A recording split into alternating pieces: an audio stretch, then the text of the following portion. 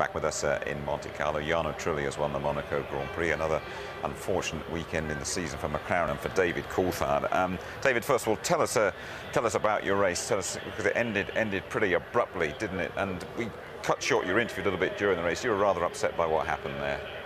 Well, obviously I was disappointed because I love the challenge of driving around Monte Carlo. It's fantastic, and I felt very comfortable with conserving my tyres. I was a little bit frustrated because you could see that Sato's engine was smoking from the parade lap. You know, our team retired Kimi when they knew he had an engine problem because it's just too risky to allow a car to run and blow up on the track. You know, you put oil down, or as you saw there, the track was just completely covered in smoke.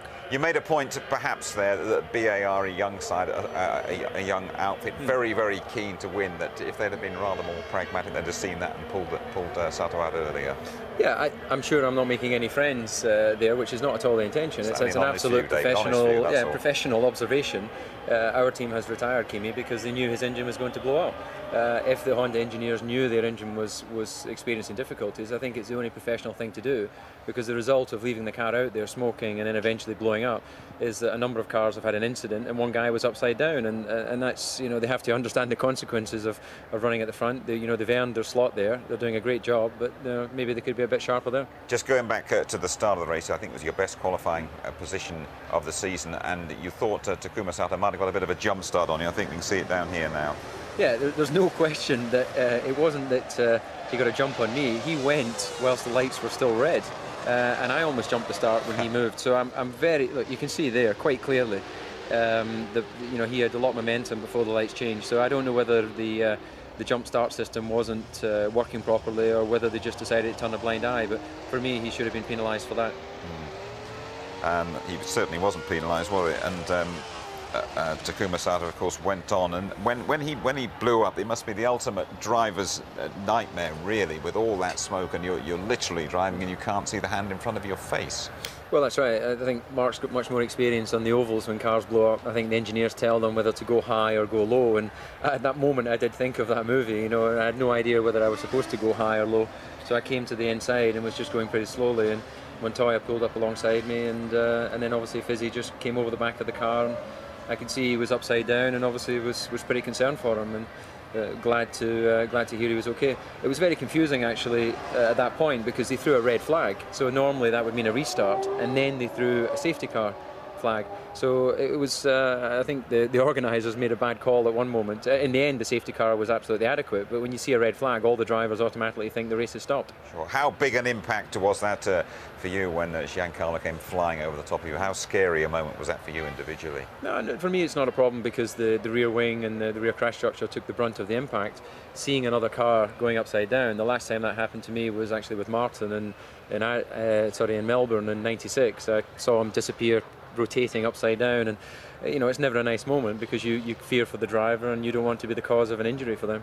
There's lots of instances that I'm going to talk to Mark and Tony about a little bit later on, but just give us your view of what occurred in the dark recesses of the tunnel. Two big incidents in there. Yeah, for me it's, and I'm sure there'll be lots of opinions, but for me it's quite clear Ralph should either have allowed Alonso to overtake him before they entered the tunnel or after the tunnel. To do what he did, which is kind of half-hearted in the middle of the tunnel, it's crazy. There's one line through there, and Alonso was forced wide, and he's racing the guy in front. He's got to keep pushing, and he was put in a situation that I think that once he was on the marbles, there was no chance for him to come back. And so for me, Ralph was a little bit naughty there. And the Michael situation, clearly he can set the pace because they're still behind the safety car.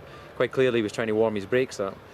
But as I was talking with Mark before we came on, and you know, as you saw with Montoya at the restart with Barrichello, he's got a lot of experience from America and doing, you know, these jumps and the rolling starts, and clearly he was just trying to keep as close as he could to Michael. So I'm interested to know what the stewards will do on this one.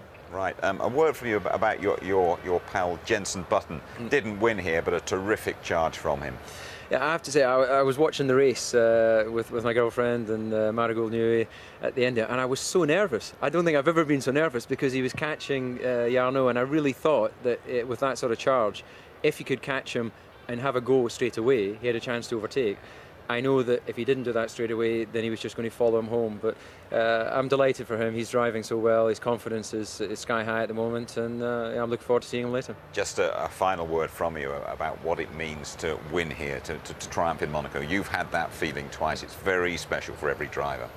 Yeah, I think that obviously there's only 10 points for this race like any other, but the sensation and the pride that goes with winning here in Monaco continues for many days afterwards, and it's a great event, and you can see here all the glamour that's attached to the event here, so it's a big one to win. David, it's not the easiest trip to join us up here on the back, and we appreciate you taking the trouble. I know you're enjoying the view, and I'm sure down there you'll be up on the rostrum again very soon. Thanks for joining us. Appreciate that. Thanks. Thanks a lot.